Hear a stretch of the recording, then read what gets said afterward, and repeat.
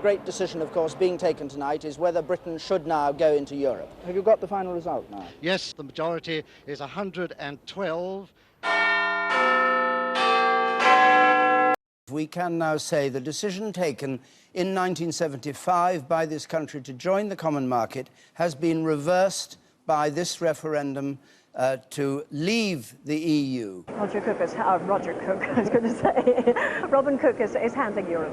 My concern is that we need to be very robust against the conditions for the single currency. A single currency would lead to enormous cuts in public expenditure in Britain and a very rapid rise in unemployment. Now, he appeared to make some tilt in that direction. The other one is a concern about democracy in Europe. We have a European bureaucracy totally unaccountable to anybody.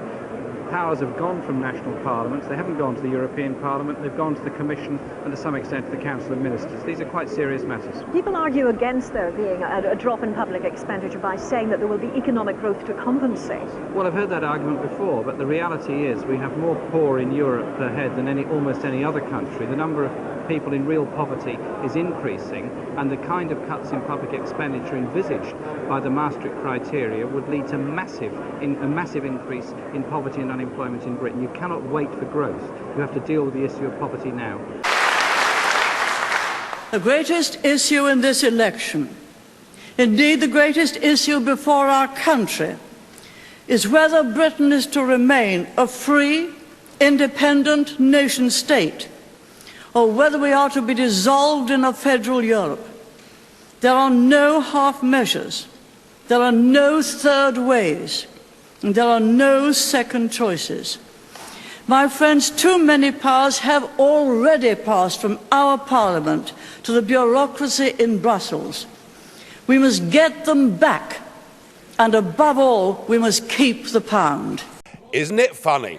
You know, when I came here 17 years ago, and I said that I wanted to lead a campaign to get Britain to leave the European Union, you all laughed at me. Well, I have to say, you're not laughing now, are you? And the reason you're so upset, the reason you're so angry, has been perfectly clear from all the angry exchanges this morning. You, as a political project, are in denial. You're in denial that your currency is failing. You're in denial. Well, just look at the Mediterranean. No, as a policy to impose poverty on Greece and the rest of the Mediterranean, you've done very well. And you're in denial over Mrs. Merkel's call last year for as many people as possible to cross the Mediterranean into the European Union has led to massive divisions between countries and within countries. But the biggest problem you've got, and the main reason the United Kingdom voted the way that it did, is you have, by stealth, by deception, without ever telling the truth to the British or the rest of the peoples of Europe, you have imposed upon them a political union. You've imposed upon them a political union. And when the people in 2005 in the Netherlands and France voted against that political union, when they rejected the Constitution, you simply ignored them and brought the Lisbon Treaty in through the back door. What happened last Thursday was a remarkable result. It was indeed a seismic result, not just for British politics, for European politics, but perhaps even for global politics too, because what the little people did, what the ordinary people did, what the people who have been oppressed over the last few years and seen their living standards go down, they rejected the multinationals, they rejected the merchant banks, they rejected big politics, and they said, actually, we want our country back. We want our fishing waters back. We want our borders back. We want to be an independent, self-governing, normal nation. And that is what we have done, and that is what must happen. And in doing so, we now offer a beacon of hope to Democrats across the rest of the European continent. I'll make one prediction this morning. The United Kingdom will not be the last member state to leave the European Union. So the question is, what do we do next? Now, it is up to the British government to invoke Article 50, and I have to say that I don't think we should spend too long in doing it. I totally agree, Mr Juncker, that the British people have voted. We need to make sure that it happens. But what I would like to see is a grown-up and sensible attitude to how we negotiate a different relationship. Now I know that virtually none of you have ever done a proper job in your lives, or worked in business, or worked in trade, or indeed ever created a job. But listen, just listen. Herr Farage, Augenblick. So Farage, just a second. Liebe Kolleginnen und Kollegen, ladies and gentlemen, I do understand that you're getting emotional, but you're acting like UKIP normally acts in this chamber, so please, don't imitate them. Mr. Farage, however, I would say one thing to you. The fact that you're claiming nobody has done a decent job in their life, you can't really say that. I'm sorry. No, you're quite right, Mr. Schulz. UKIP used to protest against the establishment, and now the establishment protests against UKIP. So something has happened here. Let us listen to some simple, pragmatic economics.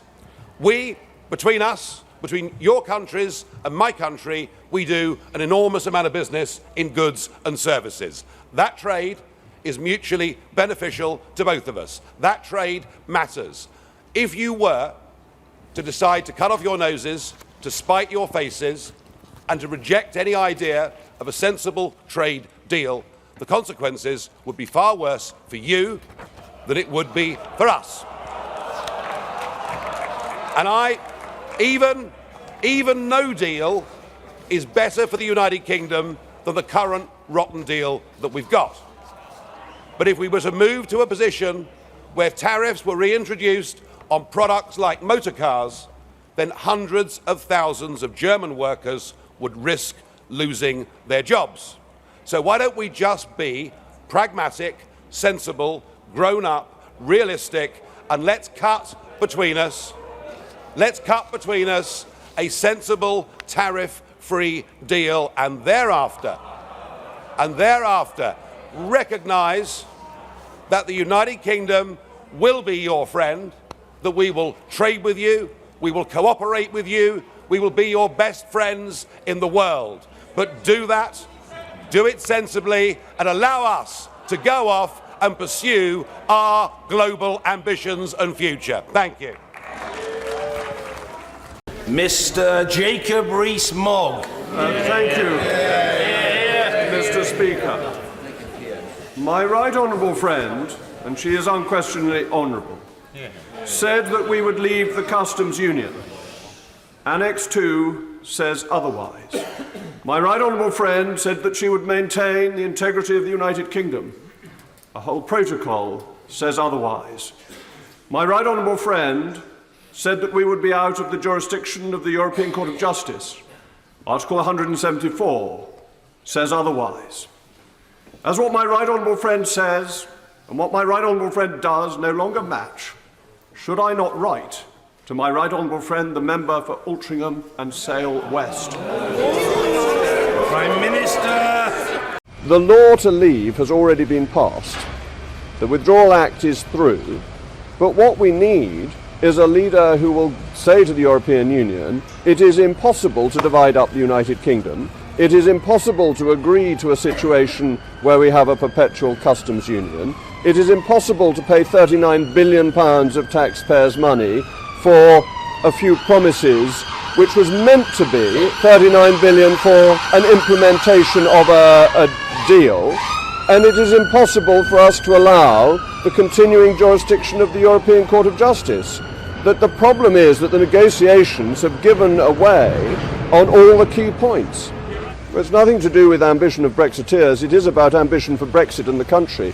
Leaving the European Union is the most fantastic opportunity for the United Kingdom. It means we can have the opportunity of setting lower tariffs, cheaper food, clothing and footwear, helping the least well off in our society the most. This opportunity is being thrown away. If you look at the deal, our tariffs will be set by the European Union, and it would be illegal for us to offer lower tariffs. This is not Brexit. This is a failure of government policy. It needs to be rejected. This is nothing to do with personal ambition. The Conservative Party is lucky to be full of talent, and there are many, many people. You asked me that on the stairs coming down, and okay, well, who do you want me to start with? You've got Boris Johnson and David Davis, and you've got Dominic Raab and Esther McVeigh, you've got Penny Mordaunt. You have streams of talent within the Conservative Party who would be very capable of leading a proper Brexit. At the end of this campaign, I think you'll agree there is a very clear choice between those on their side who speak of nothing but fear of the consequences of leaving the EU, and we on our side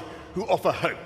Between those who have been endlessly rubbishing our country and running it down, and those of us who believe in Britain. They say we can't do it. We say we can. They say we have no choice but to bow down to Brussels. We say they are woefully underestimating this country and what it can do. If we vote leave, we can take back control of our borders, of huge sums of money, £10 billion a year net, of our tax-raising powers, of our trade policy, and of our whole law-making system, the democracy that is the foundation of our prosperity. And if we stand up for democracy, we will be speaking up for hundreds of millions of people around Europe who agree with us, but who currently have no voice. And if we vote leave and take back control, I believe that this Thursday can be our country's Independence Day.